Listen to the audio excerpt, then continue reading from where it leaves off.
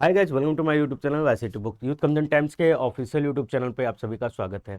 बहुत बड़ी खुशखबरी के साथ आए हैं। यूनियन पब्लिक सर्विस कमीशन यानी यूपीएससी की तरफ से जो आपका ऑनलाइन रिक्रूटमेंट एप्लीकेशन ORA की तरफ से लगभग 7 या 8 पोस्ट की वैकेंसी आई हुई है। उसके बारे में डिटेल्स हम जानकारी लेंगे। इसमें हम डिटेल आपको बताएंगे सिविल इंजीनियरिंग की जो वैकेंसीज आई हुई है, इलेक्ट्रिकल इंजीनियरिंग की और जो लॉ फैकल्टी की वैकेंसी आई है, इसके बारे इन 3 डिपार्टमेंट के बारे में आपको बताएंगे। बाकी नॉर्मल सी चीज़ें उसमें बता देंगे कितने नंबर आप पोस्ट रहने वाले हैं और अदर लगभग 8 या 9 प्रकार की पोस्ट की वैकेंसी आई है। तो यूनियन पब्लिक सर्विस कमीशन कल शाम को ही आई है, आज तो हम आपको वीडियो डिटेल से बता दे रहे हैं। वैकेंसी अलग अलग रहने वाली है, तो थोड़ा सा आप रिलेट कर पाएंगे इन सारी चीज़ों को।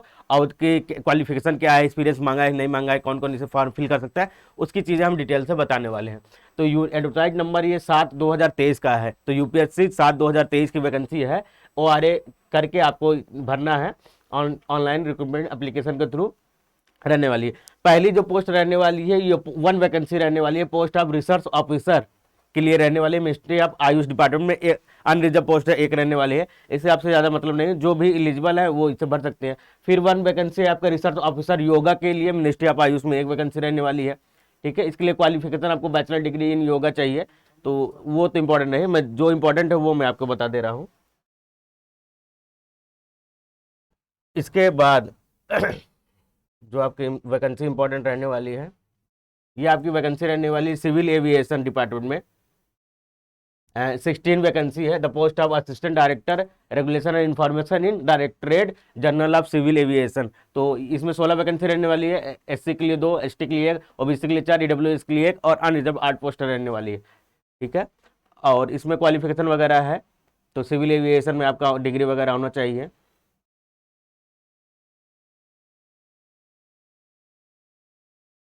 इसके बाद और जो वैकेंसी रहने वाली है, 1 vacancy for assistant director forensic audit है, सीरियस फ्रॉड इन्वेस्टिगेशन FIO में।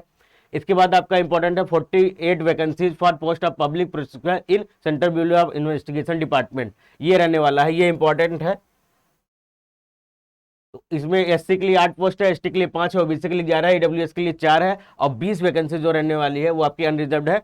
और हॉरिजॉन्टल के साथ में 2 वैकेंसी आपको PWD कैंडिडेट के लिए रहने वाली है। तो टोटल 48 वैकेंसी आपके यहाँ पे रहने वाली है। इसके लिए आपके पास जो सर्टिफिकेट होना चाहिए एक्सपीरियंस, वो मैं दिखा दे रहा हूँ आपका। मैक्सिमम एज जो रहनी चाहिए वो 35 वर्ष रहनी चाहिए, यहाँ पे 35 वर्ष लिखा हुआ है। इसेंशियल क्वालिफिकेशन में आपके degree in law organise university. दूसरा एक्सपीरियंस 7 ईयर एक्सपीरियंस आप practice at the bar in the conducting criminal cases में आपका 7 ईयर का एक्सपीरियंस भी रहना चाहिए। ड्यूटीज जो होंगी वो सारी चीज़ लिखी गई हैं। फिर आपकी 6 आ जाती है 58 vacancy for post of junior engineer in employees and state insurance corporation ESIC में। जो जब आप सैलरी मिलते हैं सभी की ESI की कटती है, तो उसी डिपार्टमेंट में 48 वैकेंसी आपकी रहने वाली है।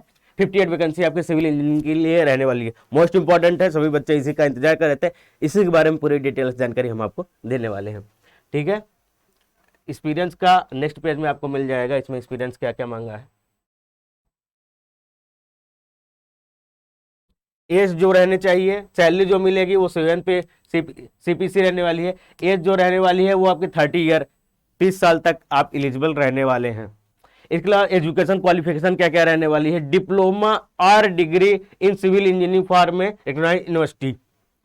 तो डिग्री और डिप्लोमा अगर आपके पास है कहीं से भी, क्योंकि यूपीएससी करवा रही है, सेंट्रल की वैकेंसी है, तो किसी भी स्टेट से हो आप, उसके लिए आप इस 58 वैकेंसी के लिए आप एलिजिबल हो, आपका डिग्री या डिप्लोमा होना चाहिए। तो all candidates are eligible age पर, जैसा कि SSC में होता है बिल्कुल वैसा ही आपका यहाँ पे रहने वाला है।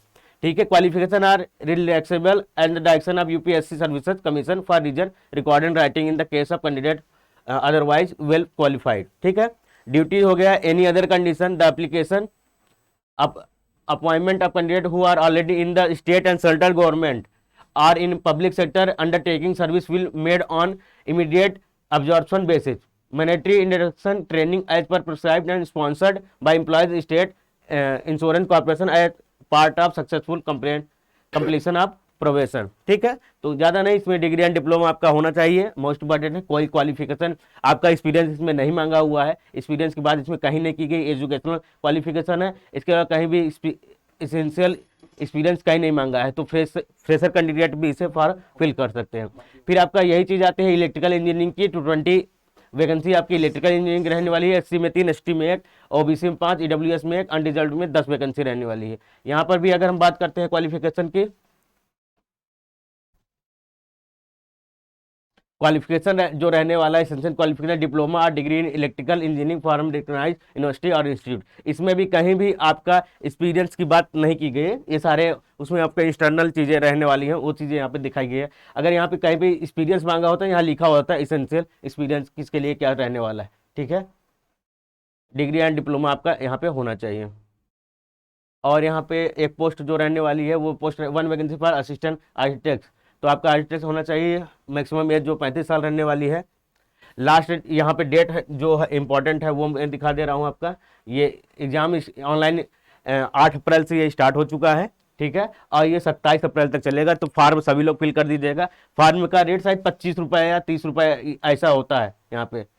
फीस तो अभी मैं दिखा दे रहा हूँ, प्रिंटिंग 28 तारीख अप्रैल तक हो सकती है। अभी आगे मैं दिखा दे रहा हूँ इसकी फीस कितने लगने वाली है। 25 या 30 रुपये यूपीएससी की आपकी रहेगी, ज़्यादा महंगी नहीं होती है, ठीक है। हेडक्वार्टर्स हो गए, प्रोबेशन हो गए, क्या होगा, सिटीजनशिप आपकी age limit, the limit of the post has been given in advertisement. 30 साल आपकी मिनिमम होनी चाहिए, मिनिमम क्वालिफिकेशन आपका कंप्लीट होना चाहिए, मैक्सिमम होगा तब भी चल जाएगा। The category wise minimum of suitability SC ST. Application fee ये देखिए यहाँ पे 25 रुपये लिखा हुआ है, ये मैं दिखा दे रहा हूँ आपको।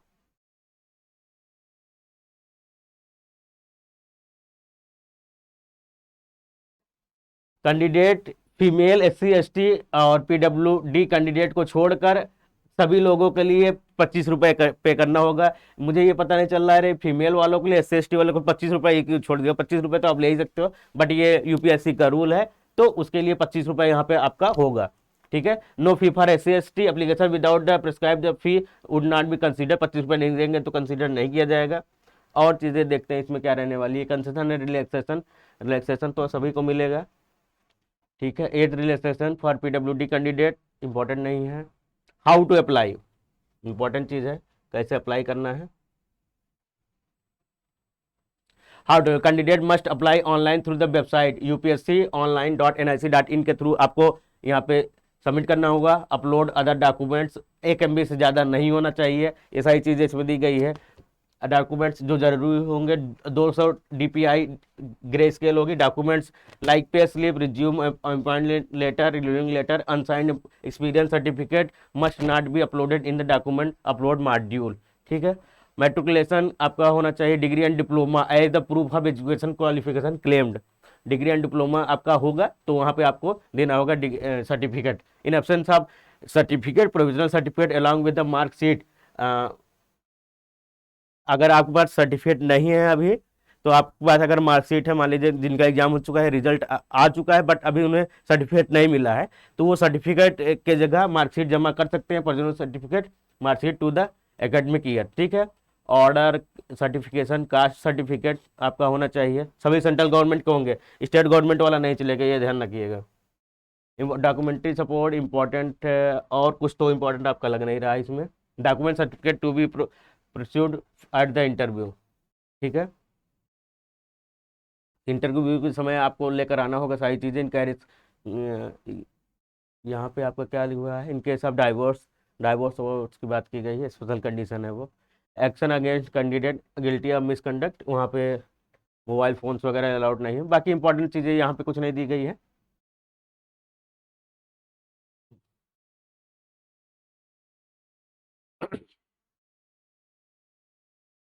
The print out the online application for the following original document certificate along with the self-attested copy other certified the summon letter for interview। जिन्हें लेटर मिलेगा वो इंटरव्यू के समय ये सारी चीज़ें लेकर आना आपके लिए अनिवार्य होगा। Matriculation, degree, diploma, order letter, equivalent educational qualification certificate. Exam के बारे में यहाँ पे कुछ दिया नहीं है। Candidate shortlisted interview on the basis of information provided in the online application submitted by them will be required to self assisted copies of documents relevant support। तो यहाँ पे ऐसा कुछ दिया नहीं गया है एग्जाम का, लेकिन यहाँ पे एक चीज लिखा गया है कि आपको इंटरव्यू के समय जिनकी जो शॉर्टलिस्ट किए जाएंगे उनको सारी चीजें यहाँ पे सेल्फ अटेस्टेड लेकर आना अनिवार्य होगा। 6A में क्या दिया हुआ है, ये तो आपका हो गया, 5 हो गया, 5 के बाद 6A में क्या है, how to apply, candidate must apply online, यहाँ तो ऑनलाइन अप्लाई करने के लिए दिया गया है। ठीक है, और जैसे इन्फॉर्मेशन अभी आपको मिलती है, क्योंकि बहुत से बच्चे एग्जाम के बारे में पूछ रहे थे एग्जाम इसका कब होगा कैसे होगा, तो यहाँ एग्जाम के बारे में कोई जानकारी दी नहीं गई है, बट यहाँ पे लिखा गया है कि आपको इसमें इंटरव्यू होगा, ये ध्यान रखिएगा, अगर इंटरव्यू है तो ये ग्रेड बी की जॉब भी हो सकती है। ठीक है, और 7 के लिए कमीशन तो मिल रहा है, तो लगभग 70,000 से 75,000 रुपये सैलरी आपकी होगी। बाकी चीज़ें हम और भी डिस्कस करेंगे। आज के लिए बस इतना ही। Thank you guys.